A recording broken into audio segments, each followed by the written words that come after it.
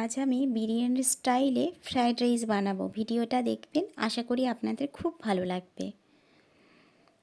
Fried rice বানাতে আমার লাগবে গাজর, বিনস, মটরশুঁটি এবং পেঁয়াজ। আমি সবজিগুলো একই রকম সাইজ করে কেটে নিয়েছি। এরপর আমি চাল 1 কেজি নিয়েছি। যে কোনো লম্বা বিরিয়ানির চাল আপনারা নিয়ে নেবেন। খুব আলতোভাবে ভালো করে ধুয়ে নিতে হবে। যতক্ষণ না ফ্রেশ জল বেরোচ্ছে ততক্ষণ পর্যন্ত খুব ভালোভাবে ধুয়ে নিতে হবে এবং 1 ঘন্টার মতো ভিজিয়ে রাখতে হবে। ফ্রাইড রাইস বানানোর জন্য চাল ভেজানোটা অত্যন্ত জরুরি। চালটা ভিজিয়ে রাখলে জলটা শুষে নিয়ে কিছুটা রবারের মতো হয়ে যায়, সেজন্য চালটা আর একদমই ভেঙে যায় না। অন্যদিকে আমি সবজিগুলো যে কেটে রেখেছিলাম, সবজিগুলো আমি একে একে ভেজে নেব।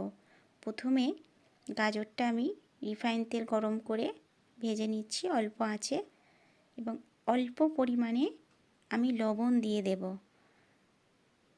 লবণ দিয়ে দিলাম। লবণটা দেওয়ার কারণ সবজিতে অল্প পরিমাণে যেরকম সবজির পরিমাণ সেই রকম অনুযায়ী লবণটা দিয়ে দিলে তাহলে আপনারা লবণের মাত্রাটা খুব ভালোভাবে বুঝতে পারবেন। দেখুন গাজরটা আমার ভাজা হয়ে গেছে। এরপর আমি বিনসটা ভাজতে দিয়ে দিয়েছি, ওই তেলে বিনসটা দিয়ে দিয়েছি। খুব ভালোভাবে নেড়েচেড়ে ভাজতে হবে আর এমনভাবে সবজিগুলো ভাজতে হবে যাতে সবজিগুলো খুব ভালোভাবে সেদ্ধ হয়ে যায়। দেখুন বিনসটাও ভাজা হয়ে গেছে, তুলে নিয়েছি এবং ওই তেলের মধ্যেও আমি পেঁয়াজটা বেরেস্তা করে নেব। সাধারণত ফ্রাইড রাইসে বেরেস্তা কেউ দেয় না। আমি যেহেতু বিরিয়ানির স্টাইলে ফ্রাইড রাইসটা বানাবো সেই জন্য বেরেস্তাটা দিলাম। দেখুন পেঁয়াজটা খুব ভালোভাবে বেরেস্তা করে নিয়ে ভাজা হয়ে গেছে, এবার তুলে নিচ্ছি।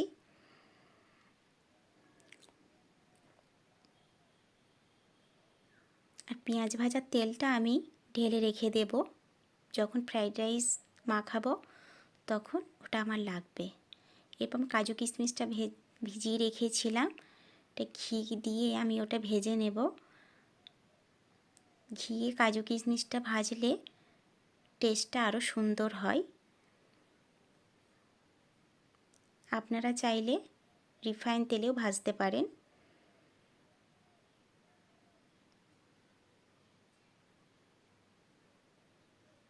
ভাজা হয়ে গেছে, খুব বেশি করে ভাজা যাবে না, তেতো লাগবে।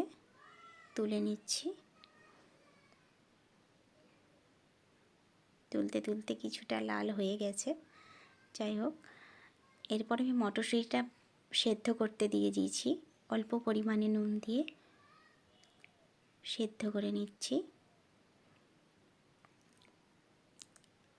কাজু কিশমিশটা আর পেঁয়াজটা গরম অবস্থাতে ওর মধ্যে চিনিটা মাখিয়ে নিতে হবে, তাতে করে চিনিটা গলে যাবে। আপনারা যেমন মিষ্টি খাবেন সেই রকম অনুযায়ী চিনি দেবেন। আমি খুব একটা বেশিও দিইনি, খুব একটা কম দিইনি, মোটামুটি একটা দিয়েছি।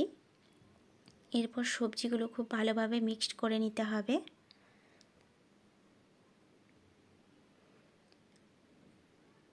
আর আমি ভাতটা তৈরি করার জন্য আমি জল অলরেডি বসিয়ে দিয়েছিলাম। এই জলটা দেখুন হালকা হালকা গরম হতে আমি ওর মধ্যে তেজপাতা, লবঙ্গ, এলাচ, দারচিনি দিয়ে দিলাম।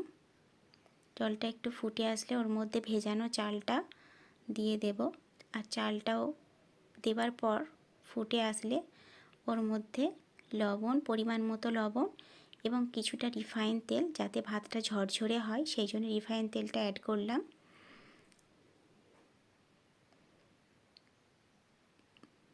ভাতটা আপনারা দেখে নামাতে হবে। খুব বেশি শক্ত রাখলে ভালো লাগবে না, মোটামুটি 90% রান্না করে নিতে হবে। এরপর ছেঁকে নিচ্ছি।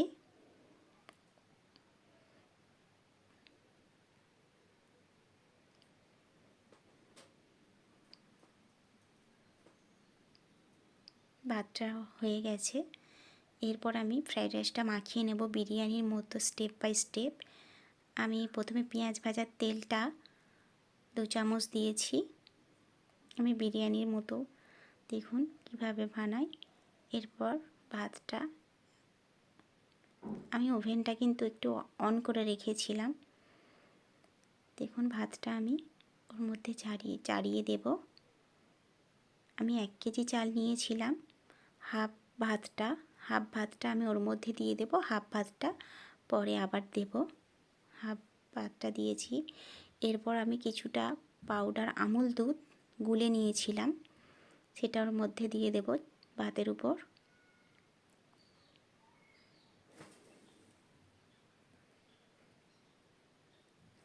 এরপর আমি 1 চামচ ঘি দিয়ে দিলাম। পেঁয়াজ বেরেস্তাটা দিয়ে দিচ্ছি। এরপর সবজিটা আমি দিয়ে দেব।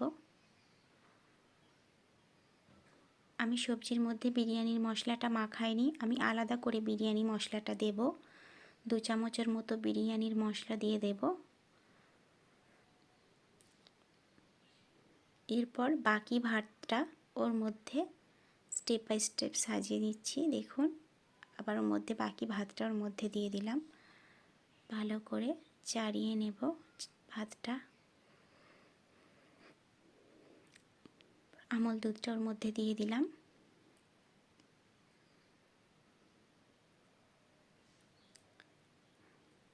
এরপর 1 চামচ ঘি দিলাম।